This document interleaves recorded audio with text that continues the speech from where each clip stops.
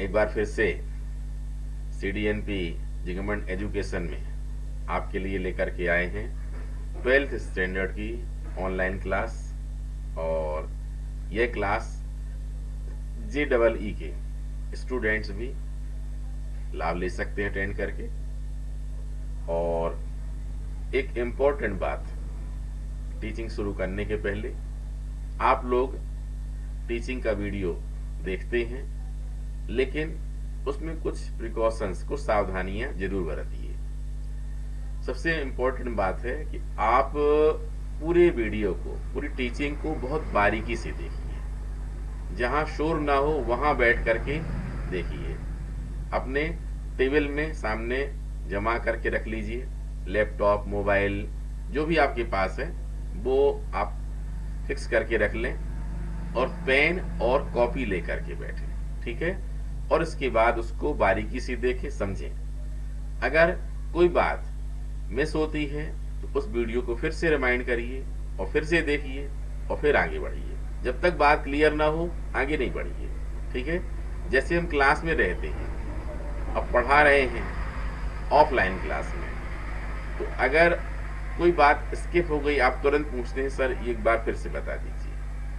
अब आपके पास वहां तो नहीं है हम, लेकिन टीचिंग तो है आपके पास, इसलिए आप तुरंत ही क्या करें, अगर कोई बात मिस हो रही है उसको फिर से रिवाइंड करिए और उसके बाद फिर से सुनिए। जब क्लियर हो जाए तभी आगे बढ़े, ठीक है। पूरा क्लियर होने पर आगे बढ़ते जाएं और पूरी क्लास लास्ट तक देखें और उसके बाद जो होमवर्क दिया गया है उस होमवर्क को अच्छे से कंप्लीट करें, ठीक है। तभी आपको इस क्लास के अटेंड करने का पूरा पूरा फायदा मिल सकेगा। तो आज का टॉपिक क्या है उसे जानने के लिए चलते हैं हम बोर्ड पर। तो आज के टॉपिक में हमें देखना है कैपेसिटर की टाइप के अंतर्गत इसका सेकेंड टाइप स्फेरिकल कैपेसिटर और गोलाकार संधारित्र, हिंदी में बोल सकते हैं। इसका डायग्राम हमने पहले से बनाया हुआ है, तो उसमें देखिए आप, टू मेटेलिक स्फीयर मतलब दो धातु के गोले A और B हैं। ये दोनों ही गोले कैसे होना चाहिए, सकेंद्री होना चाहिए, कॉन्सेंट्रिक होना चाहिए। इनके सेंटर सेम होना चाहिए। इनका सेंटर क्या है, O है। और इनमें से जो स्फीयर A है उसकी रेडियस क्या ली गई है, स्मॉल a। और दूसरा जो बड़ा वाला स्फीयर है B, उसकी रेडियस ली गई है स्मॉल b, ठीक है। और इन दोनों ही कॉन्सेंट्रिक स्फीयर के बीच में, सकेंद्री गोलों के बीच में एक डाइलेक्ट्रिक मीडियम फिल किया गया है, परावैद्युत माध्यम भरा गया है। इसमें एयर और वैक्यूम भी हो सकता है और माइका हो सकता है, वैक्स हो सकता है, कुछ भी हो सकता है। इसमें जो भी डाइलेक्ट्रिक मीडियम होगा वो इसमें फिल किया गया है। और अब हमें क्या करना है, ये एक कंडक्टर रॉड देख रहे हैं ये, और यहां से हमने इसमें स्फीयर A में क्या किया है, चार्ज प्लस Q को पहुंचाया है, ठीक है। प्लस Q चार्ज यहां से कहां पहुंच जाता है, इस स्फीयर A में पहुंच जाता है, ठीक है। नेचुरली इसका जो सरफेस होगा इक्विपोटेंशियल सरफेस होगा, समविभव पृष्ठ होगा, और यह प्लस चार्ज धन आवेश उसमें एक समान रूप से क्या हो जाएगा, फैल जाएगा, ठीक है। तो यहाँ पर प्लस Q देख रहे हैं आप लोग सभी। अब इसके बाद इससे इसके पास में ही लगा हुआ सकेंद्री बड़ा वाला स्फीयर है B। तो इलेक्ट्रिक इंडक्शन के द्वारा इसके इनसाइड में क्या होगा, माइनस Q चार्ज इंड्यूस हो जाएगा, मतलब ऋण Q आवेश प्रेरित हो जाएगा। जबकि इसके बाहरी भाग में क्या होगा, प्लस Q चार्ज इंड्यूस होगा। समझ रहे हैं बात को।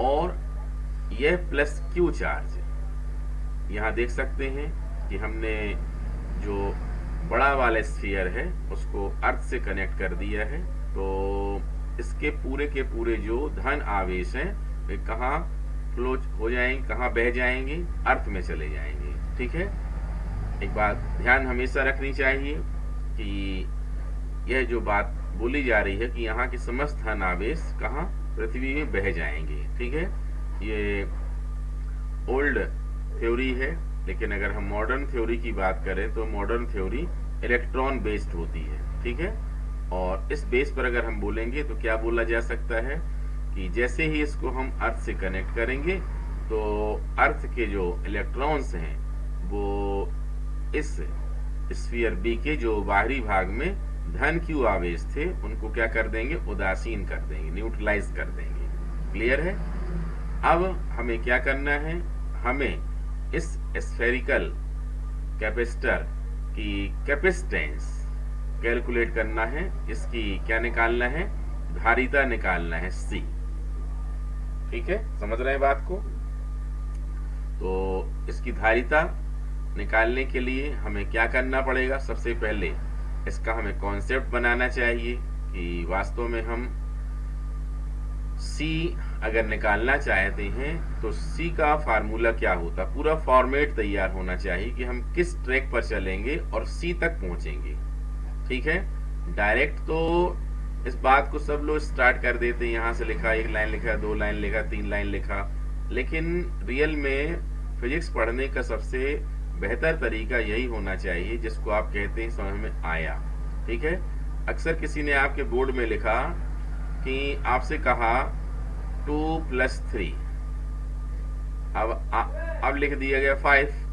ठीक है, अब आपसे पूछा गया समझ में आ गया, आप कहेंगे यस सर आ गया समझ में, लेकिन हम अभी भी बोलते हैं कि यह समझ में नहीं आया। इसमें क्या समझ में नहीं आया, आप सोचेंगे 2 + 3 = 5, क्या समझ में नहीं आया, बोले ये तो क्लियर बात है, ये तो वही सही बात लिखी गई है। तो यहाँ पर समझ में आने की इंपॉर्टेंट बात क्या है, फिजिक्स क्या कहता है, ये 2 + 3 = 5 होता है, ये बस नहीं सिखाती है वो। फिजिक्स में हमें किस बात पर सोचना चाहिए कि 2 + 3 = ही आप क्यों लिख रहे हैं, आप चाहें तो 7 + 1 से शुरू क्यों नहीं कर रहे हैं, या फिर A + B क्यों नहीं लिख रहे हैं। मीन्स क्या है कि आपने 2 + 3 = 5 ये स्टेप क्यों लिखा।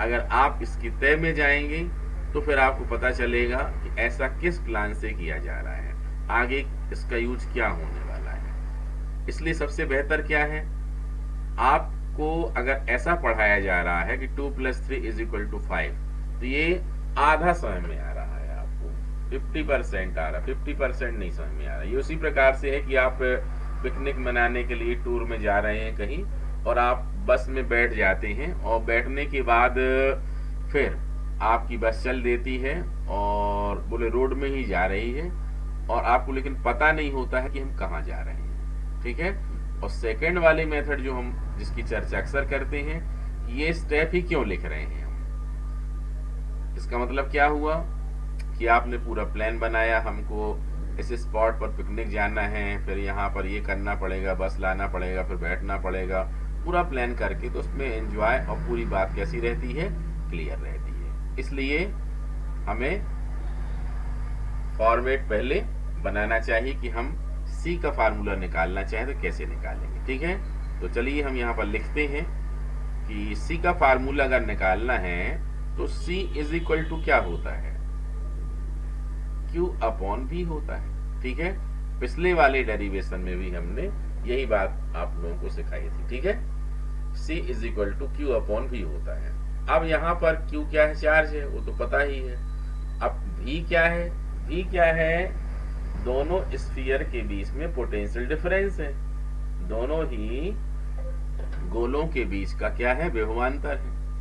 विभवांतर मतलब V का मतलब हो जाएगा अपना यहाँ पर V = VA - VB, मतलब VA क्या है, स्फीयर A का पोटेंशियल, VB क्या है, स्फीयर B का पोटेंशियल। समझ रहे हैं बात को। इस प्रकार से अगर हमको वी ए और वी बी पता है तो हम आसानी से फिर V A minus V B निकाल सकते हैं। इसलिए हमें क्या करना पड़ेगा, सबसे पहले वी ए पर विचार करना पड़ेगा। मतलब जो स्फीयर ए है उसके सरफेस में पोटेंशियल कितना होगा। ठीक है, तो चलिए यहाँ पर हम लिखेंगे कितना होगा। इसको जानने के लिए आपने कोई फार्मूला पढ़ा होगा। ये देखिए, potential, electric potential at any point due to plus charge क्या होता है, ये होता है V is equal to 1/4 pi epsilon naught के, और क्या होता है यहाँ Q/R। ये मेन फार्मूला है। ठीक है, अब यहां पर अगर हमको लगाना है तो हमको क्या निकालना है, हमको निकालना है कि V A is equal to, क्या निकालना है, V A is equal to, तो वी ए क्या होगा, यहाँ पर चार्ज कितना है सोच के देखें। चार्ज यहाँ पर सिर्फ प्लस क्यू नहीं है, आपने कैपेसिटर वाली थ्योरी पढ़ा है। देखिए, प्रीवियस नॉलेज आपका स्ट्रांग होना चाहिए।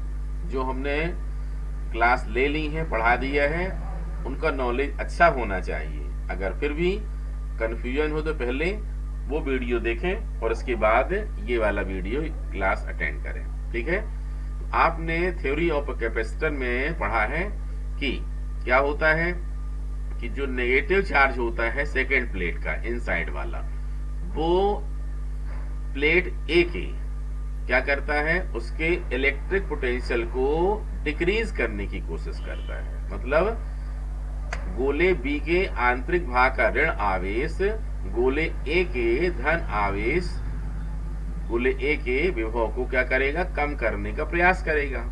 ठीक है, तो यहां पर हम क्या बोलेंगे, V A is equal to, चलो शॉर्टकट में हम क्या लिख देते हैं, V A plus V B. ये V A plus V one plus V two, तो वी वन और वी टू क्या कहलाएगा, यहाँ पर वी वन कहलाएगा प्लस क्यू चार्ज की वजह से विद्युत विभव, और वी टू क्या कहलाएगा, माइनस क्यू चार्ज की वजह से विद्युत विभव।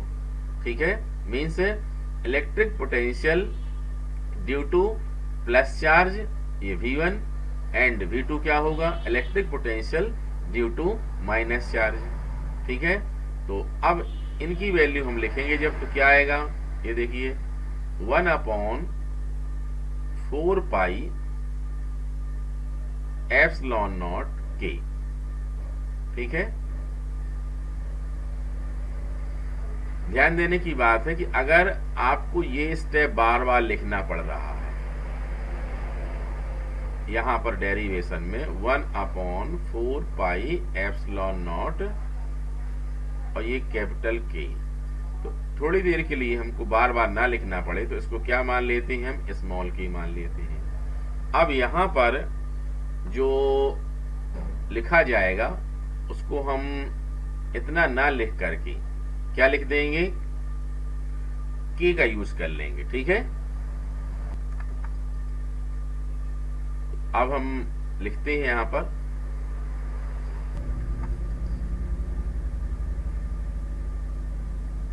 V1 की वैल्यू में 1/4 पाई एप्सिलॉन नॉट, मीन्स क्या लिख दिया हमने, के, और कितना होता है Q/R। R मतलब यहां पर क्या होगी, स्मॉल स्फीयर की रेडियस स्मॉल a है। ठीक है, प्लस, ध्यान देना ये प्लस क्यू चार्ज की वजह से है। ठीक है, तो यहाँ प्लस क्यू भी लिख सकते हैं, मतलब वही होता है। अब फिर से वही 1/4 पाई एप्सिलॉन नॉट। ठीक है, अब इसकी वजह से माइनस क्यू आएगा, माइनस क्यू, और प्रभावी दूरी इफेक्टिव लेंथ कितनी कहलाएगी, इसकी बड़े वाले की रेडियस, मीन्स कितना हो जाएगा, यहाँ बोलिए b हो जाएगा। अब क्या कर सकते हैं हम, यहाँ से कुछ कॉमन निकाल सकते हैं, k इंटू क्यू। अब अंदर कितना बचेगा बोलिए, 1/a माइनस 1/4। ठीक है। इसके आगे होगा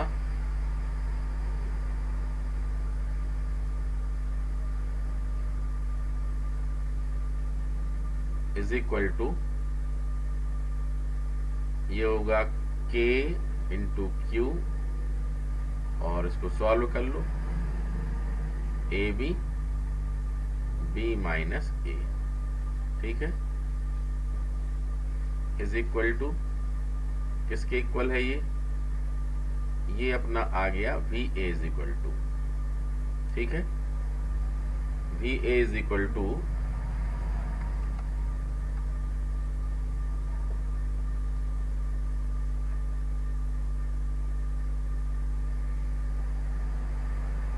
is equal to K Q B minus A upon AB, ठीक है।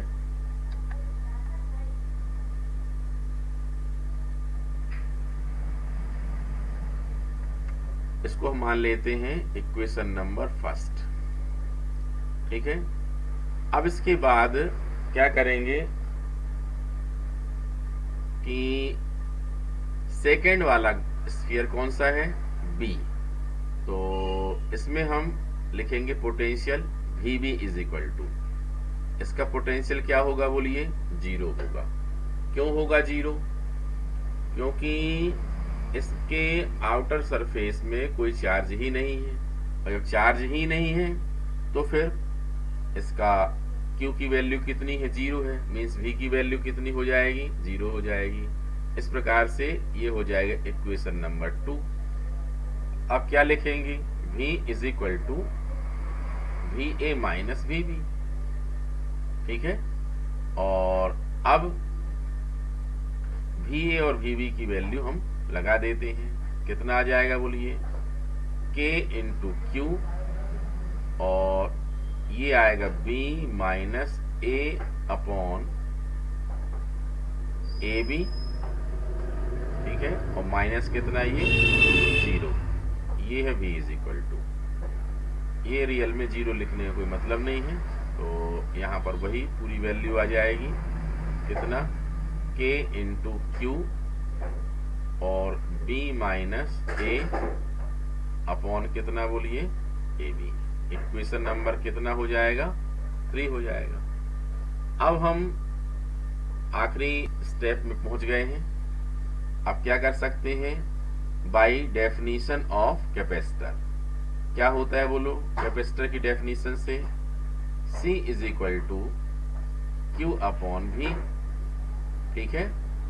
अब यहां पर हम लिखेंगे Q अपॉन V की वैल्यू कितनी है, देखिए K into Q B minus A upon कितना बोलिए, ए बी, ठीक है। अब इसके बाद क्या होगा, इसके बाद होगा ए बी ऊपर जाएगा, क्यू से क्यू क्या हो जाएगा, कैंसिल हो जाएगा। अब कितना आया बोलो, ये आ जाएगा ए बी अपॉन के बी माइनस ए। अब हम क्या करेंगे, इसमें के की वैल्यू लगाएंगे, के की वैल्यू कितनी होती है, 1 अपॉन 4 पाई एप्सिलॉन नॉट के एंड बी माइनस ए। अब क्या होगा, ये ऊपर चला जाएगा तो आ जाएगा 4 पाई एप्सिलॉन नॉट के, ठीक है, और A B upon B minus A, ठीक है। ये हो जाएगा C इज इक्वल टू, ठीक है, इतने फैरड, ठीक है। ये होगी कैपेसिटेंस ऑफ स्फेरिकल कैपेसिटर। ठीक है, अब इसके बाद हमें एग्ज़ाम के हिसाब से और कॉम्पिटिटिव एग्ज़ाम के हिसाब से स्पेशली हमको क्या करना चाहिए कि ये फार्मूला CGS यूनिट में भी लिखना चाहिए और समझना चाहिए। अगर हम बात CGS यूनिट की करते हैं तो क्या होता है, 1/4 pi epsilon naught is equal to 1। ठीक है, पलटाएंगे तब भी क्या आएगा, 1 आएगा।